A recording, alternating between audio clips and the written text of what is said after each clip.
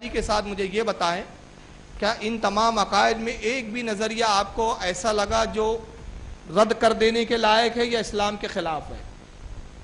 بتائیں، ایسا کوئی بھی ایک نظریہ یا کوئی ایک عقیدہ اللہ کے تعلق سے، توحید کے تعلق سے، اہل سنت والجماعت کا، کہ جو اللہ رسول کے بتائے ہوئے اصولوں اور طریقے کے خلاف ہو؟ ایسا کوئی عقیدہ لگا آپ کو؟ اس عقیدے کے بعد جو اہل سنت والجماعت کا، آپ کا، میرا، ہمارے ائمہ کا، علماء کا، سب کا عقیدہ رہا، اور 1400 سال سے یہی عقیدہ رہا، اس عقیدے کی روشنی میں کیا ہمیں حق نہیں ہے کہ ہم اپنے آپ کو مسلمان کہیں اور یہ توقع رکھیں کہ اللہ تعالیٰ اس عقیدے کے عوض ہماری مغفرت بھی فرمائیں گا اور ہمیں جنت بھی عطا فرمائیں گا؟ یقین ہے۔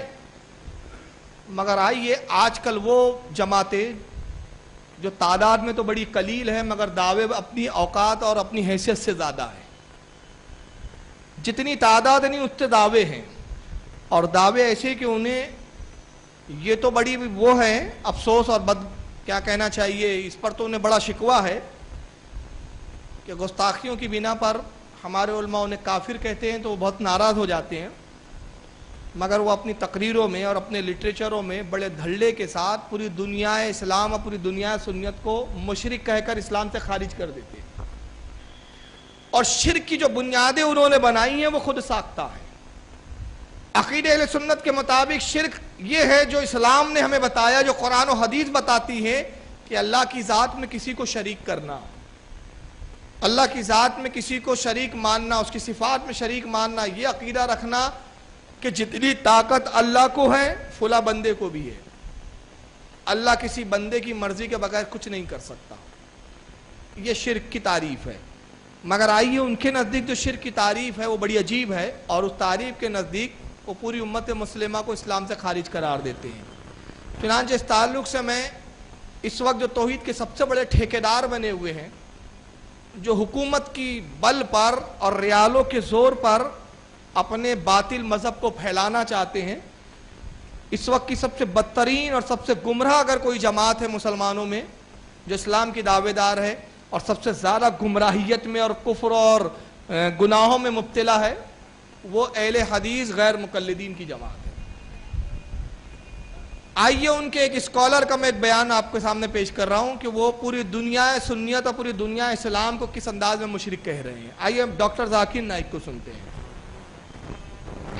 مزار کو پوجنا غلط ہے، حرام ہے۔ میں جانتا ہوں کہ کئی مسلمان انجانے میں علم کی کمزوری کی وجہ سے وہ مزار پہ جاتے ہیں، اور میرا یہ کہنا ہے کہ بہت سا کلچر جو ہے، یہ کلچر ہمارے زندگی میں آ جاتا ہے، اور ہمارے باپ دادا پہلے کہیں نہ کہیں ہندو تو ہوں گے، تو ہمارے باپ دادا جاتے تھے مندر، تو ابھی جا رہے ہیں مزار میں، آہستہ آہستہ تبدیلی آ رہی۔ ذاکر نائک کہتے ہیں کہ میں جانتا ہوں مزار کو پوجنا شرک ہے۔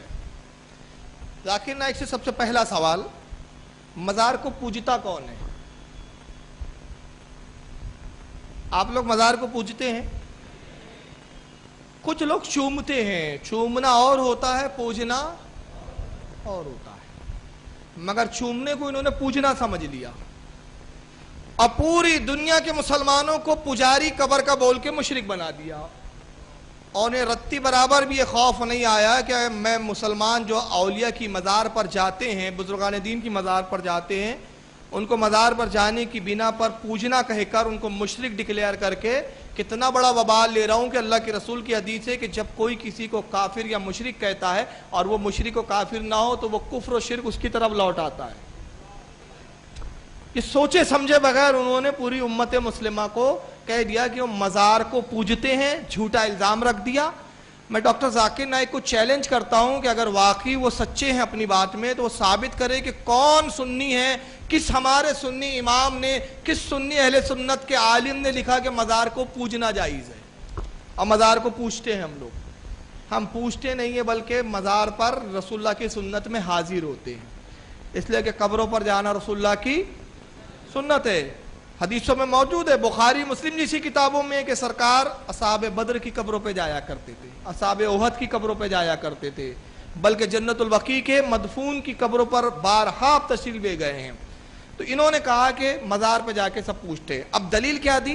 کہتے میں جانتا ہوں کہ ہندوؤں کے ساتھ رہتے رہتے آپس کا کلچر مکس ہو جاتا ہے۔ پہلے ہمارے باپ دادا جاتے تھے مندر، اب جا رہے ہیں مزار، یعنی پہلے مندر جانے کی عادت تھی، اب مزار جانے لگے۔ اس جاہل سے کوئی پوچھے کہ مزار اور مندر میں فرق ہے یا نہیں؟ مزار اور ہے، مندر وہ لعنتوں کی جگہ ہے اور یہ رحمتوں کی جگہ ہے۔ وہاں پر لعنتیں اترتی ہے اور یہاں رحمتیں اترتی ہے، اس لیے کہ روایت میں آیا عند ذکر الصالحین تنزل الرحمہ، جہاں صالحین کا ذکر ہوتا ہے وہاں اللہ کی رحمت اترتی ہے۔ تو جہاں ان کا ذکر ہو وہاں رحمت اترے، اور جہاں ان کا خود وجود ہو تو وہاں کتنی رحمتیں اتریں گی؟ وہاں تو فرشتوں کی حاضریاں ہوتی ہے، مقبولان بارگاہ وہاں آتے۔ مگر یہ تشبیہ کا ایسے دے رہے ہیں، مندر کو تشبیہ دے رہے ہیں، مندر سے مزار کی مشابہت پیدا کر رہے ہیں۔ آئیے دوسرے ثبوت کو دیکھیں غیر مقلدین کے۔ یہ ہے معراج ربانی، یہ ہندوستان میں رہا کرتے تھے۔ ان کی تھوڑی ہسٹری بھی میں سنا دیتا ہوں۔ ان کے باپ قبر کھودا کرتے تھے، میں مذاق میں نہیں کہہ رہا ہوں، یہ ریئل بات ہے۔ قبر کھود کھود کے جیسے تیسے اس نابکار کو پڑھایا۔ یہ نابکار پڑھا کم، بدماشی زیادہ کیا اس نے۔ آج کل سعودیہ میں وراجمان ہے، انہی کی ریالوں پر ان کی گزر اوقات ہے۔ اب جیسا رزق کھائیں گے ویسی بولی بولیں گے۔ چنانچہ زندگی میں انہوں نے آج تک ایک بھی مناظرہ نہیں کیا، مناظرہ آج تک معراج ربانی نے ایک بھی نہیں کیا، مگر دعوے ایسے 10x10 کے کمرے میں کہ پوچھئے بات، کہ ایسا معلوم ہوتا ہے کہ پورے قلعے انہوں نے وہیں پہ فتح کر لیا۔ رستم اعظم ہے وہ اپنے 10x10 کے کمرے میں۔ آئیے اس کاغذی شعر کو بھی سنتے کہ یہ کیا الزام لگاتے ہیں اہل سنت پر۔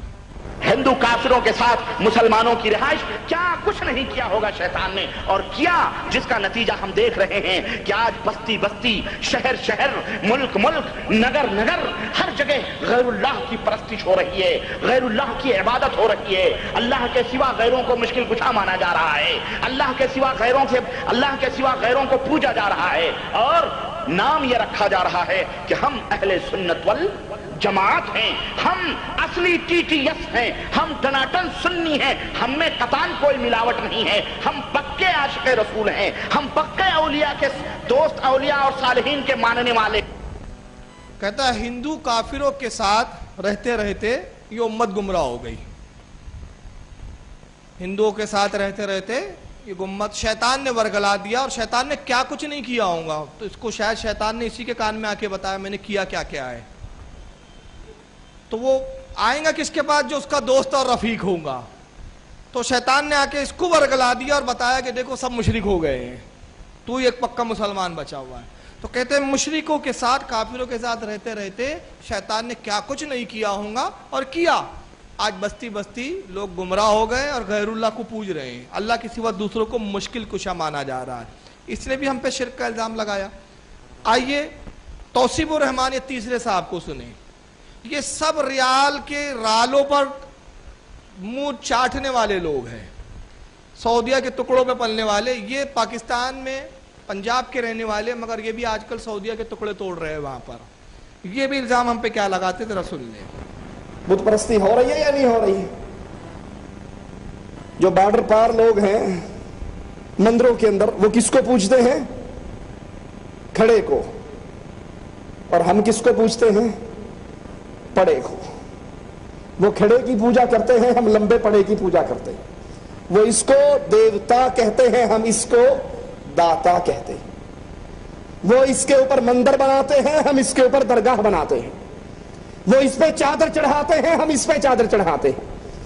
وہ اس کو راضی کرنے کے لیے بجھن گاتے ہیں، اور ہم اس کو راضی کرنے کے لیے قوالی پیٹتے ہیں۔ خواجہ نہ دے گا تو پھر کون دے گا؟